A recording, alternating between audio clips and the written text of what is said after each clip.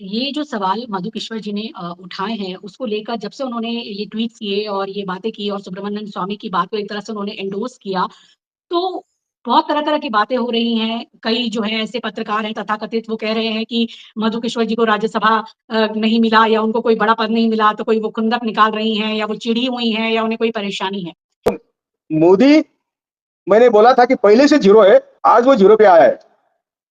अभी वो कितना भी कोशिश करे और वो देश के सामने ये छिपाने की कोशिश करे, वो छिप नहीं सकता। तो ये तो एक इतना इतना संजीदा आरोप है, इतना गंभीर आरोप है, इसे हम किसी हंसी मजाक या उपहास में नहीं उड़ा सकते, या सिर्फ इसको कैरेक्टर असैसिनेशन की बात नहीं कह सकते। ये कोई दो लोगों के निजी संबंधों की भी बात नहीं है।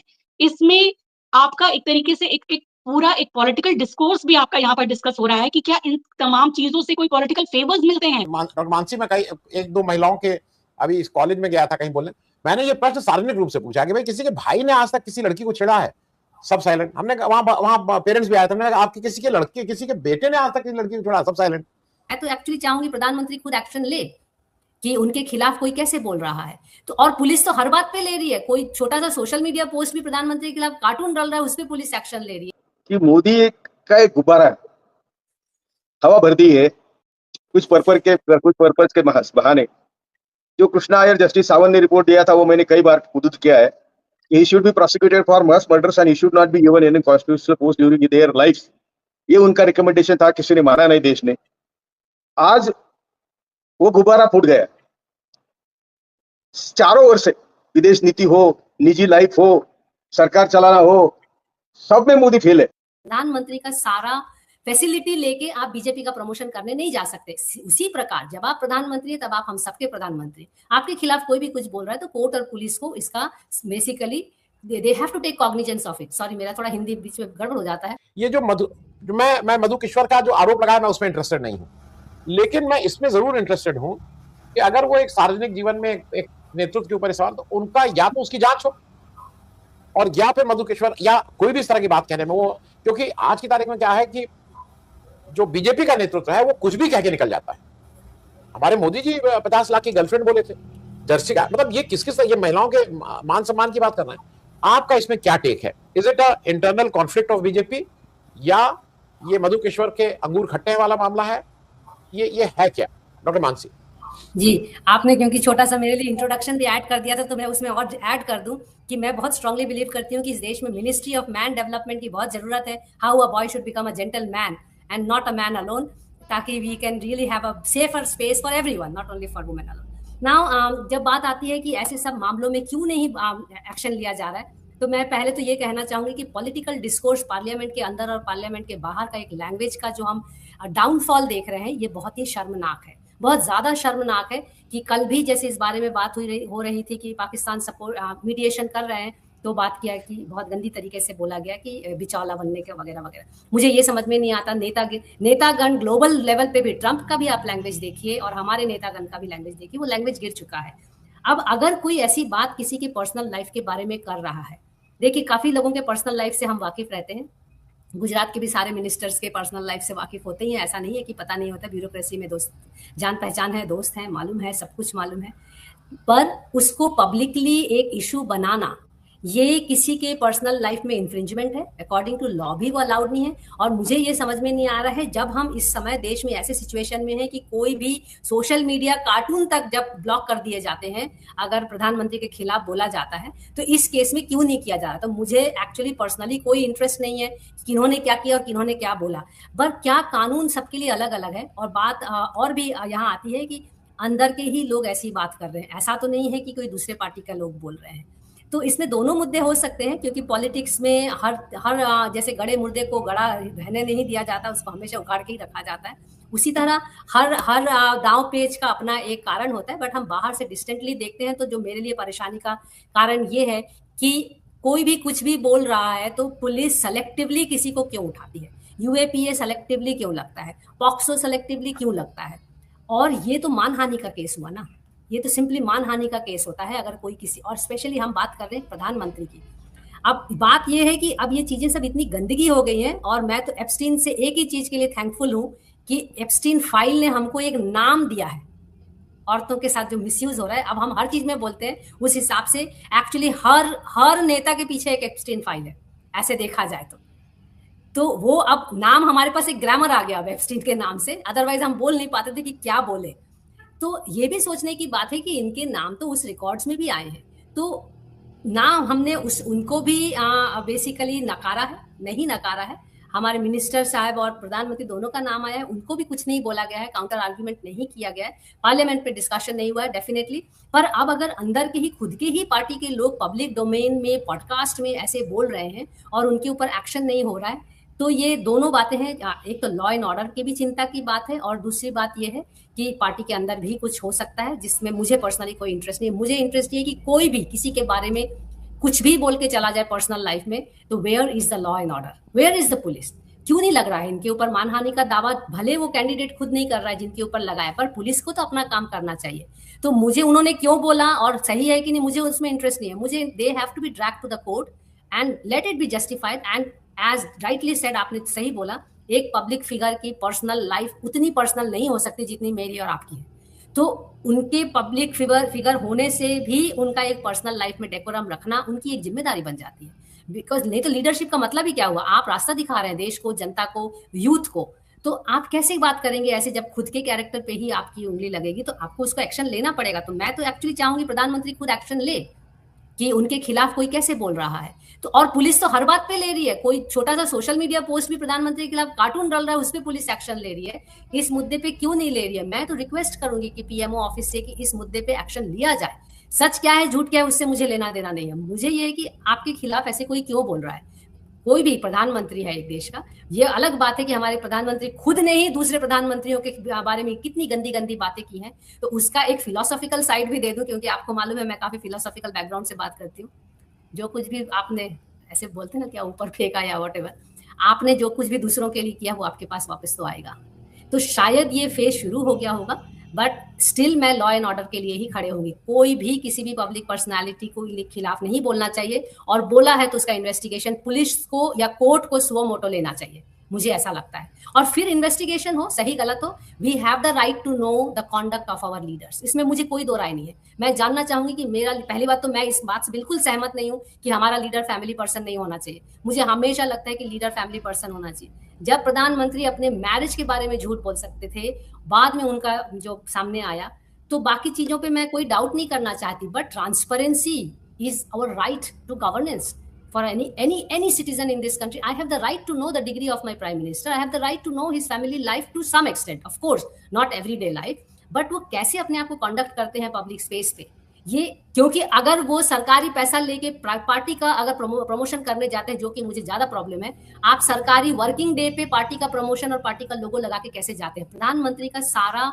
फैसिलिटी लेके आप बीजेपी का प्रमोशन करने नहीं जा सकते। उसी प्रकार जब आप प्रधानमंत्री है तब आप हम सबके प्रधानमंत्री। आपके खिलाफ कोई भी कुछ बोल रहा है तो कोर्ट और पुलिस को इसका basically they have to take cognizance of it. Sorry, मेरा थोड़ा हिंदी बीच में गड़बड़ हो जाता है, बहुत कठिन शब्द ढूंढना पड़ता है मुझे, पर आई थिंक मुझे लगता है कि जिन्होंने भी बोला है they have to be brought to justice first, and then they let the investigation happen. If there is something or if there is nothing, still we have the right to have transparency and investigation for any matter. वो तो कहाँ होगा, पर कैसे होगा जब नेताजी के नाम इतने 400 बार आ चुके हैं, फिर भी कोई, देखिए आप ये भी समझिए पिछले 10-12 साल में मॉरल ग्राउंड में किसी ने रेजिग्नेशन नहीं दिया, चाहे वो ट्रेन की पटरी से निकल गई, चाहे एप्स्टीन फाइल में नाम आया। मैं दो चीज की बात करें, चाहे फार्मर्स प्रोटेस्ट के सामने फार्मिंग एग्रीकल्चर मिनिस्ट्री को आइडियली रिजाइन करना चाहिए for failing the whole farmers protest. तो अब तो मॉरल ग्राउंड पे रेजिग्नेशन का तो रूम नहीं है, तो फिर हमको इन्वेस्टिगेशन का रूम तो रखना ही चाहिए, पर कौन करेगा जब कोर्ट ही कॉम्प्रोमाइज्ड है, पुलिस कॉम्प्रोमाइज्ड है, who will do it? Then वो जा रहे हैं छोटे छोटे, वो छोटा बच्चा नागपुर का पॉडकास्टर या सोशल मीडिया हैंडलर जिसके नितिन गडकरी के खिलाफ जिसके ऊपर मानहानि का दावा कर दिया 50 करोड़ का, अभी मुझे नाम याद नहीं आ रहा है, तो इन लोगों के खिलाफ मानहानि का दावा क्यों नहीं, और कोर्ट क्यों नहीं, पुलिस क्यों नहीं? मैं यही रुकती हूँ।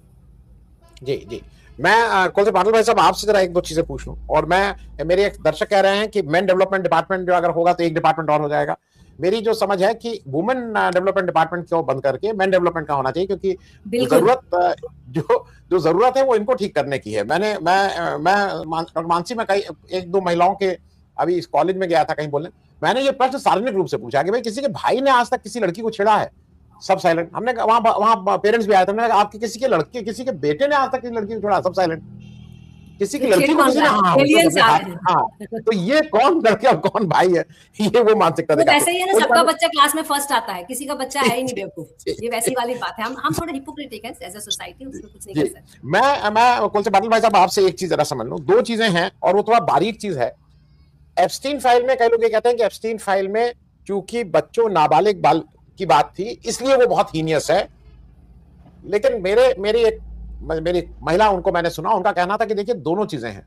जो यौन शोषण है वो वहां नाबालिग का है, लेकिन मी टू में भी इस देश की जो कानून है, जो हमारे मॉरलिस्टिक जो वैल्यू है, जो मॉरलिटी के, उसमें यह भी कहा जाता है कि अगर किसी महिला को बालिग होने के बाद अगर उसको कोई लालच, कोई अंडर ड्यूरेस अगर उसको किया जाता है तो वो भी यौन शोषण की श्रेणी में आता है, और इसके हमारे यहाँ मुकदमे चले हैं।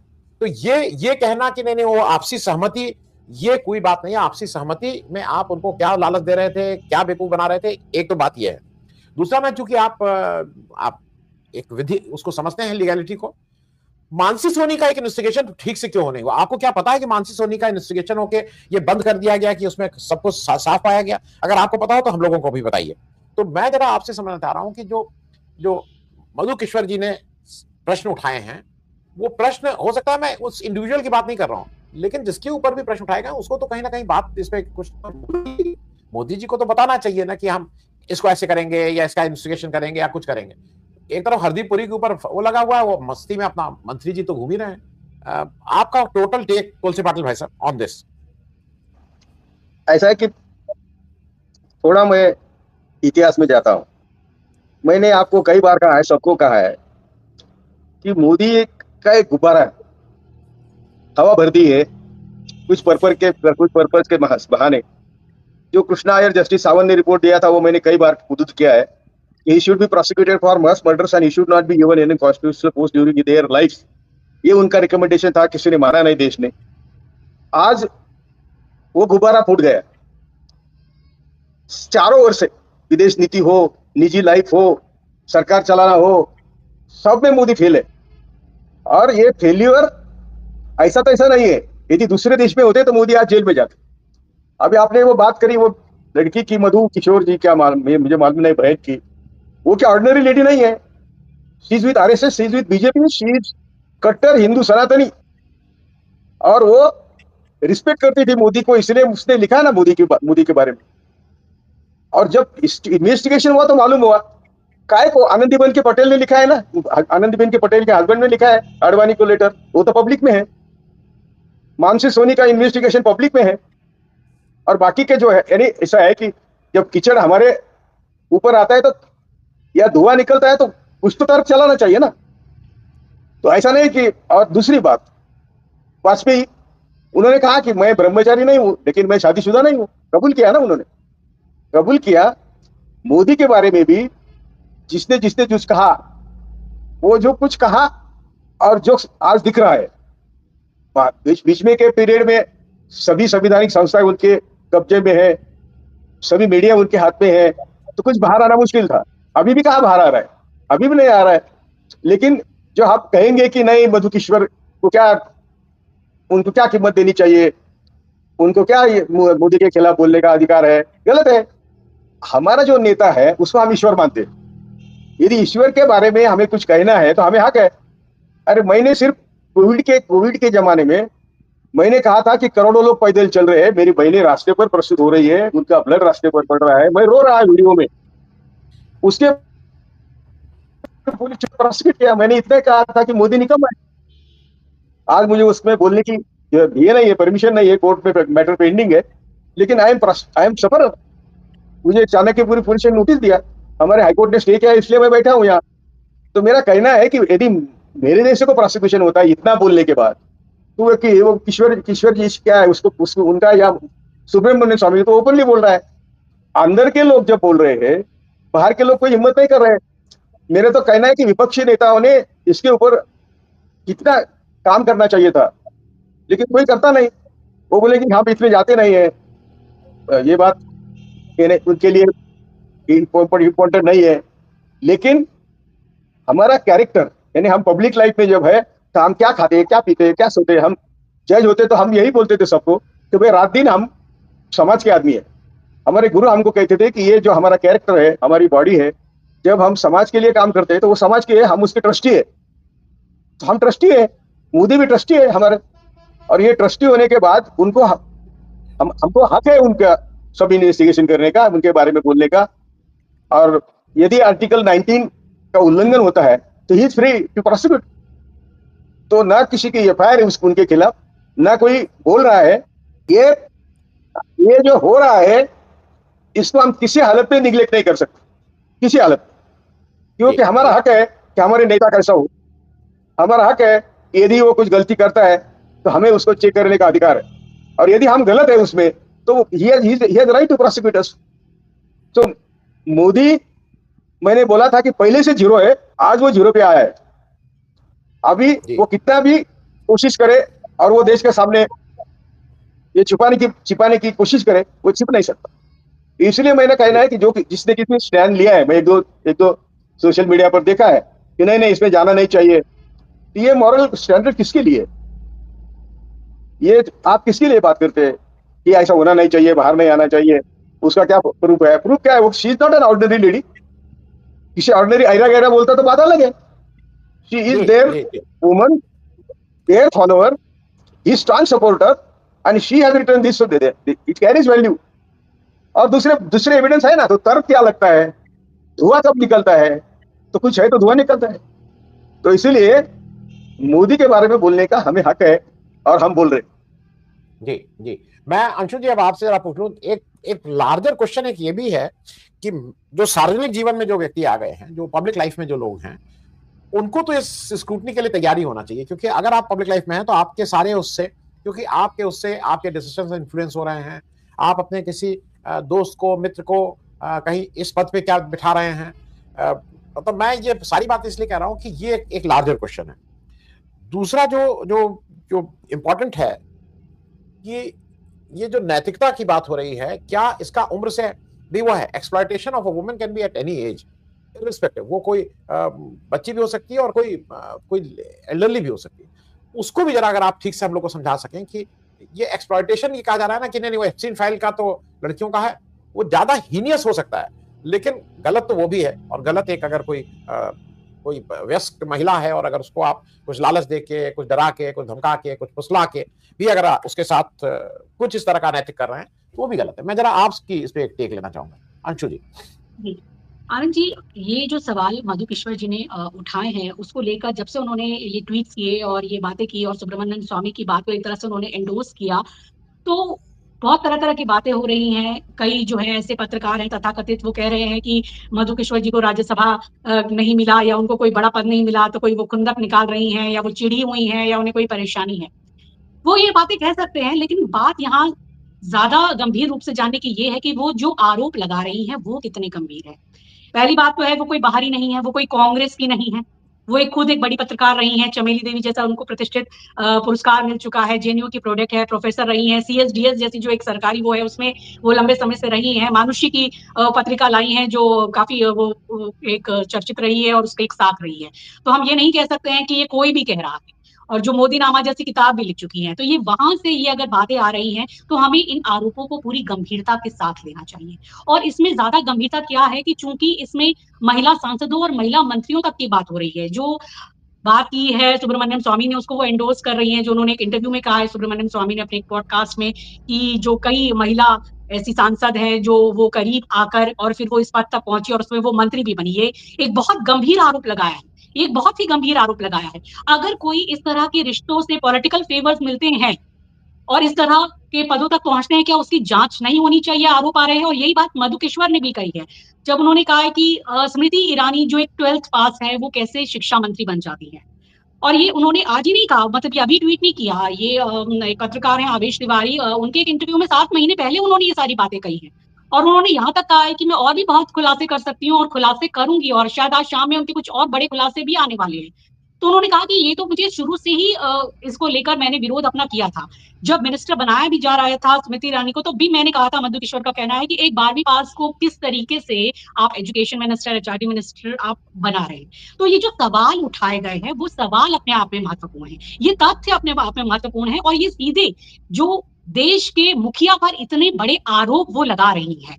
और ये एक सही में कहा एक बहुत सोचने की बात है, अगर वो कोई ऐसे हवाई आरोप है या उन तथ्यों में दम नहीं है तो वो अभी तक उनका ट्विटर हैंडल चल कैसे रहा है? पुलिस ने उनको गिरफ्तार नहीं क्यों नहीं किया? किसी ने उन पर एफआईआर क्यों नहीं की?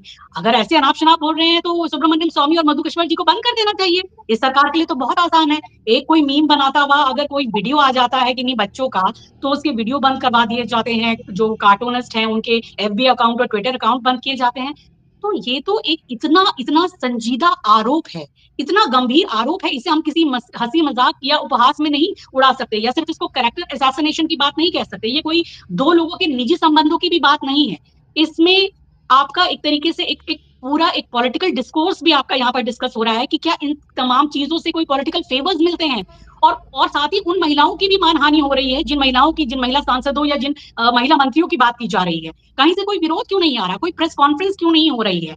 बीजेपी में भी तो इतनी महिला मंत्री सांसद है, मुझे तो हैरानी हो रही है कि अभी तक इसकी भर्त्सना क्यों नहीं की गई है। मधु किश्वर को किसी अगर कहा जाए उन बीजेपी की कोई महिला सांसदों से और इस तरीके से कोई शब्द ऐसे क्यों नहीं निकल रहे हैं? जो उनकी सांसद, मुझे तो बहुत हास्यास्पद लगता है कि राहुल गांधी को देखकर संसद में असहज हो जाती हैं।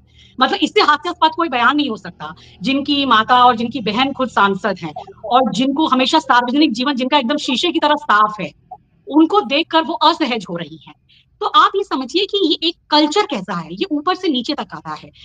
हम देखते हैं कि ये बीजेपी में इस तरह की चीजें जो है बहुत आसानी से और बहुत इस तरीके से कह दी जाती हैं। क्यों कह दी जाती हैं? जब आप रेवन्ना के साथ खड़े हुए नजर आते हैं जिन पर किस तरीके के संगीन आरोप हैं, जब आसाराम और राम रहीम ऐसे लोगों के साथ आपकी करीबी है, राम रहीम पेरोल पर बार बार छूटते हैं जिन पर इतने संगीन आरोप है, जब कुलदीप सेंगर और अंकिता भंडारी कांड में जो इनके बीजेपी के सब नेता, तो ये एक घिरी हुई बलात्कारियों की और इस तरह की चीजों की आप देखते हैं कि इनको कितना नॉर्मलाइज कर दिया जाता है। वो हमारी महिला पहलवान आरोप लगाती भी रह जाती हैं, लेकिन जिन पे आरोप लगाए जा रहे हैं वो अपने मूंछों को ताप दे रहे हैं और हंसी ठट्ठा कर रहे हैं। तो आप जब इस तरह की चीजें बनाते हैं, आप महिलाओं को ही महिलाओं के अगेंस्ट तक यूज कर देते हैं, आप उनकी अस्मिता को खुद नहीं रख पाते हैं सही से, तो ये जो चीटे हैं वो आपके दामन में भी आएंगे। और चीटे कहां से आ रहे हैं? आपके घर से ही आ रहे हैं। मधु किश्वर कौन है? सुब्रमण्यम स्वामी कौन है? ये आज जाना जरूरी है। मधु किश्वर खुद कह रही हैं उस इंटरव्यू में कि मैंने तो आज तक कांग्रेस के लिए कभी एक अच्छा शब्द नहीं कहा, लेकिन जब मेरे कांग्रेस से मतभेद भी थे और मैं कुछ कानूनों में बदलाव के लिए या कुछ चीजों के लिए जाती थी तो वो मुझे पूरा वहां सम्मान मिलता था और मेरे लिए वो चीजें भी कराई गई। और वही मधु किश्वर आज कह रही हैं कि मोदी नामा किताब लिख के वो मोदी जी को वो किताब भेंट करने नहीं जा सकती थी, क्योंकि वो उनकी बहुत सारी बातें जान गई थी। तो ये जो हम चर्चा कर रहे हैं ये कोई सिंपल कोई कैरेक्टर असैसिनेशन या ये बात नहीं है, ये बात है हमारे एक पॉलिटिकल कल्चर को कहां पर ले जाने की है। और ये बात जो आपने ये कही थी जो भी मानसी सोनी की है, ये सब चीजें ये तो पब्लिक डोमेन में बहुत पहले से है।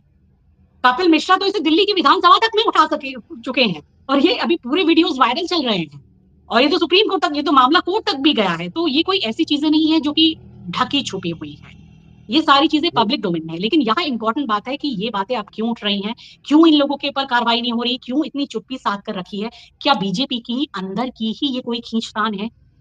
कहां से ये बातें आ रही हैं और इनको इतनी हवा मिल रही है और इतने सपोर्ट मिल रहा है? क्योंकि मधु किश्वर का कहना था कि मैं तो उसको बातों को बहुत पहले से उठा रही हूँ और सुब्रमण्यम स्वामी भी गाही बगाही बोलते रहते हैं। लेकिन अब जिस तरीके से ये चीजें इतनी ज्यादा सतह पर आ गई हैं और क्वेश्चन सवाल पूछे जा रहे हैं और इसको लेकर एक कहा जाए कि बीजेपी समर्थकों में एक शर्मिंदगी का एक पूरा इस समय की वो देखा जा रहा है कि उनको समझ नहीं आ रहा कि वहां से बचाव क्यों नहीं आ रहा, कोई प्रेस कॉन्फ्रेंस क्यों नहीं आ रही, इन लोगों को गिरफ्तार क्यों नहीं किया जा रहा, इनको जेल क्यों नहीं भेजा जा रहा, आखिर ऐसी बात क्या है, ये चुप्पी क्यों है?